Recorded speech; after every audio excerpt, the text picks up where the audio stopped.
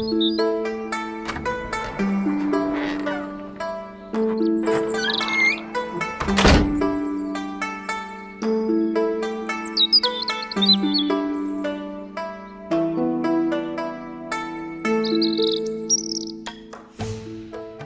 ka, Roga? Kamusta? Senyor Simon, mahirap. Mahirap aking negosyo. Anong mahirap?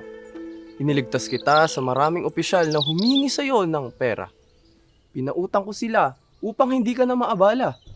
Pero Senyor Simon, marami rin ang may utang sa akin na hindi ko masingil. Wala din silang ibinigay na resibo para aking masingil. Kung gayo'y ilapit mo sila sa akin. Roga, may ilan nga pala akong ipapapasok sa iyong kahon ng baril at itago mo ito sa kamalig.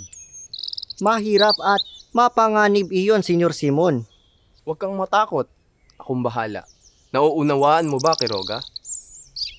O siya. Ikaw na ang bahala dyan ha. Basta hindi ako sasabit dyan.